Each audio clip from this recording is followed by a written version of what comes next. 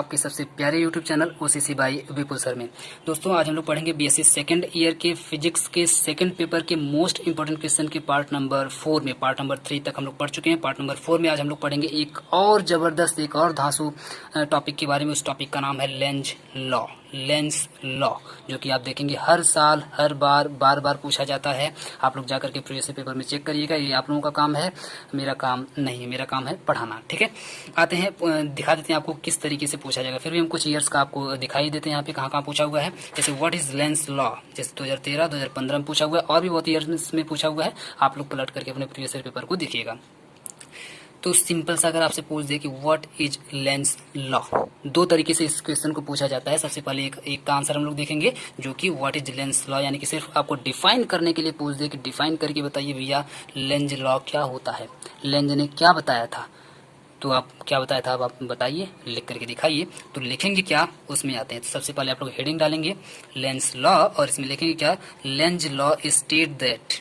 Lenz law state करता है या फिर बताता है the direction of the induced electromotive force is always such that it creates a magnetic field that opposes the change that produced it। थोड़ा सा complex है, एक बार फिर से रुक करके अच्छे से सुनिए और समझिए। देखिए Lenz law state that, Lenz law ये बताता है कि the direction of the induced electromotive force, ये हम उम्मीद करते हैं कि आप लोगों को ये जरूर पता होगा कि इंड्यूस्ड इलेक्ट्रोमोटिव फोर्स क्या होता है ना। इलेक्ट्रोमोटिव फोर्स ही होता है, वो किसी की वजह से इंड्यूस्ड यानी किसी से प्रभावित होकर के उत्पन्न होता है, किसी से प्रभावित होकर के क्रिएट होता है, उसकी बात हो रही है। उसको इंड्यूस्ड इलेक्ट्रोमोटिव फोर्स बोलते हैं ना, जो किसी के संपर्क में आकर के इंड्यूज हो जाए, बन जाए, तो ऐसे को बोलते हैं इंड्यूस्ड इलेक्ट्रोमोटिव फोर्स। तो इसकी डायरेक्शन क्या होगी, the direction of the induced electromotive force. जो इंड्यूस्ड इलेक्ट्रोमोटिव फोर्स होते हैं उनकी डायरेक्शन क्या होगी, तो वो होगी, वो ऑलवेज, यहाँ पे बताया जा रहा है इज ऑलवेज सच दैट, वो हमेशा इस तरह होगी कि it creates a magnetic field, जैसे ये लगे कि वही एक मैग्नेटिक फील्ड को क्रिएट करिए, जबकि ऐसा नहीं है। जबकि ऐसा नहीं है, वो किसी दूसरे के थ्रू जो मैग्नेटिक फील्ड क्रिएट की जाती है उससे इंड्यूस्ड होकर के एक इंड्यूस्ड इलेक्ट्रोमोटिव फोर्स बनता है। लेकिन वो हमेशा इस तरह से होगी कि जैसे लगे कि यही इलेक्ट्रोमोटिव फोर्स मैग्नेटिक फील्ड को क्रिएट किया है। That opposes the change that produced it, और वो हमेशा अपोज करेगा, हमेशा उसको रोकने की कोशिश करेगा जो इस जो इस इलेक्ट्रोमोटिव फोर्स को प्रोड्यूस कर रहा है। जो इस इलेक्ट्रोमोटिव फोर्स को प्रोड्यूस कर रहा है वो हमेशा इसको रोकने की, उसके अंदर जो चेंज आ रहा है उस चेंज को रोकने की कोशिश करता है। यानी कि वो चाहता है कि हमेशा इसी तरीके का एक इलेक्ट्रोमोटिव फोर्स बना रहे और एक मैग्नेटिक फील्ड हमेशा क्रिएटेड रहे। वो हमेशा ये चाहता है, वो बदलना नहीं चाहता है। एक बार फिर से सुनिएगा। लेंज ये बताते हैं कि जो इलेक्ट्रोमोटिव फोर्स होगा, जो इंड्यूस्ड इलेक्ट्रोमोटिव फोर्स होते हैं, उनकी जो डायरेक्शन होती है वो हमेशा इस तरह की होती है कि वो हमेशा अपने आप को ऐसा फील करते हैं कि वही मैग्नेटिक फील्ड को क्रिएट किए हुए हैं, जबकि ऐसा नहीं होता है। लेकिन वो एक चीज़ और चाहते हैं, जबकि ये नहीं किए लेकिन फिर भी हमेशा ये चाहते हैं, यानी कि जो इलेक्ट्रोमोटिव फोर्स होता है वो ये चाहता है कि जिससे यह मैग्नेटिक फील्ड क्रिएट हुई है उसको हमेशा अपोज करता है कि मैग्नेटिक फील्ड हमेशा ऐसे ही बनी रहे, उसको बदलने नहीं देता है। यानी कि मैग्नेटिक फील्ड को हटने नहीं देता है, हमेशा बनाए रखता है। उसी को लिखा गया है that opposes the change that produced it. ठीक है, यानी कि मैग्नेटिक फील्ड को बनाए रखता है। सीधी सी लैंग्वेज बोले तो मैग्नेटिक फील्ड को जो बनाए रखता है। एक बार फिर से सुनिए। Electromotive force, induced electromotive force की जो डायरेक्शन होती है वो हमेशा मैग्नेटिक फील्ड की तरफ होती है, हमेशा मैग्नेटिक फील्ड की तरफ होती है जो वहाँ पे क्रिएट हुई है। और ये जो इलेक्ट्रोमोटिव फोर्स है इसका काम होता है कि इस मैग्नेटिक फील्ड को बनाए रखना, इसको बदलने ना देना। ठीक है, इस मैग्नेटिक फील्ड को बनाए रखना, इसको बदलने ना देना। सिंपल सी बात है, बस इतना आप लोग याद कर लीजिए। एक दो बार फिर से वीडियो को रिवाइज करके सुनिएगा। थोड़ा सा हार्ड है लेकिन आराम से आपको समझ में आ जाएगा। इन्होंने एक फार्मूला दिया हुआ है, फार्मूला है epsilon equal to del phi B upon में del T. Del phi B upon में डेल टी ये लेंज का फार्मूला है। इसको आपको जरूर लिख देना होगा एग्जाम में, तभी आपको पूरा मार्क मिलेगा। याद कर लीजिएगा फार्मूले को। फार्मूला लिखने के बाद आप लोग थोड़ा सा और लिख देंगे कि उसमें जो चीजें हैं वो किसको इंडिकेट करती हैं। तो which indicates that the induced EMF यानी कि इलेक्ट्रोमोटिव फोर्स एप्सिलॉन, जो यहाँ पे वहाँ पे जो आपको एप्सिलॉन जो दिख रहा है, एप्सिलॉन इलेक्ट्रोमोटिव फोर्स को इंडिकेट करता है। यानी कि एप्सिलॉन का मतलब हो जाएगा इलेक्ट्रोमोटिव फोर्स या फिर ईएमएफ।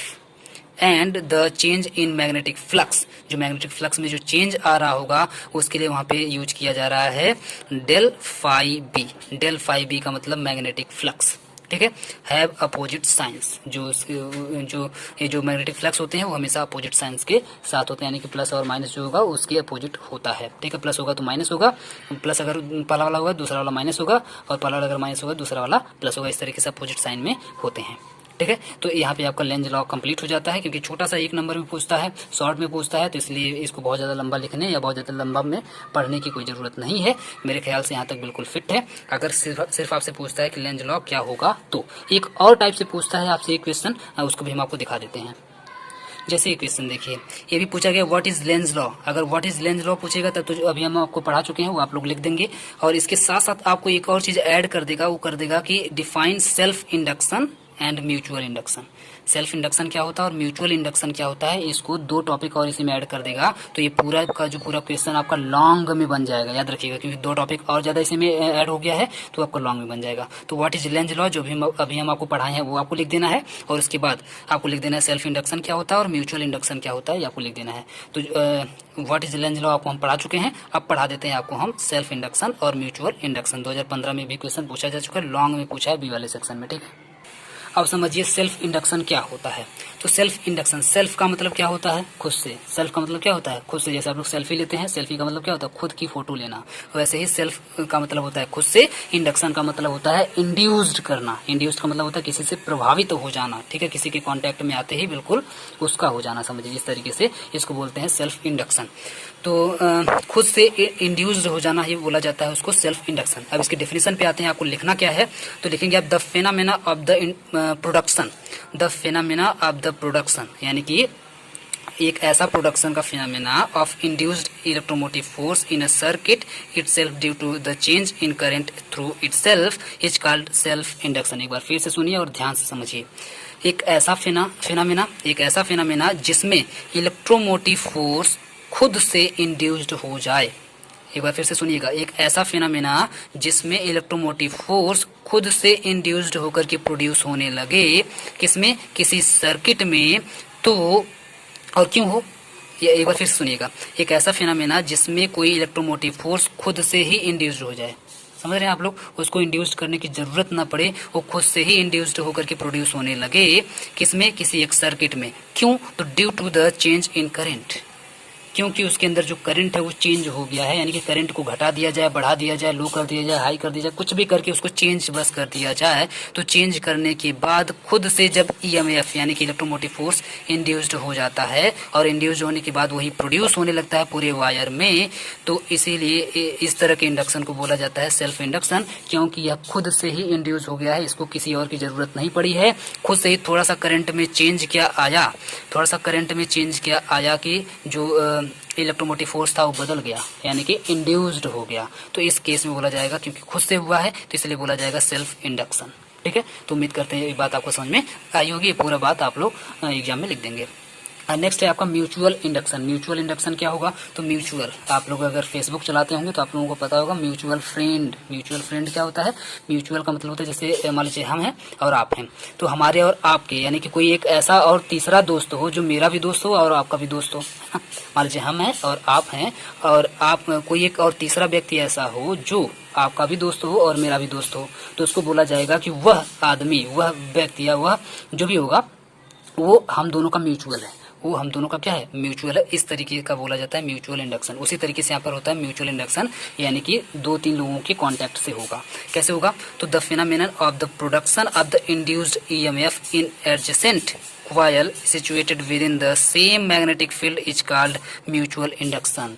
अब की बार इंडक्शन तो होगा, अब की बार फिर से जो इलेक्ट्रोमोटिव फोर्स होगा फिर से इंड्यूस तो होगा, लेकिन खुद से इस बार नहीं होगा, बगल वाला जो कॉइल होगा, एडजेसेंट का मतलब होता है बगल वाला, एडजेसेंट का मतलब होता है बगल वाला, तो जो बगल वाला जो कॉइल होगा किसी भी सर्किट के अंदर, जो बगल वाला कॉइल होगा उस बगल वाले कॉइल से अगर इंड्यूस्ड हो जाए तो ऐसे में बोला जाता है म्यूचुअल इंडक्शन। ऐसे इंडक्शन को बोला जाता है म्यूचुअल इंडक्शन, ठीक है। तो एक बार फिर से सुनिएगा, एक ऐसा फिनोमेना जिसमें एडिसेंट कॉयल से कोई भी इलेक्ट्रोमोटिव फोर्स इंड्यूस्ड होकर के प्रोड्यूस होने लगे, जिसकी वजह से एक मैग्नेटिक फील्ड क्रिएट हो जाए, तो उसको बोला जाता है म्यूचुअल इंडक्शन। सिंपल सी बात है, इसको आप लोग आराम से लिख लीजिएगा, याद कर लीजिएगा, आपको आराम से समझ में आ जाएगा। ठीक है, तो उम्मीद करते हैं वीडियो आपको पसंद आया होगा। पसंद आया तो प्लीज़ फटाफट बिल्कुल एकदम शेयर करिए, धुआंधार एक कमेंट कर दीजिए। पूरा वीडियो देखने के लिए बहुत बहुत धन्यवाद।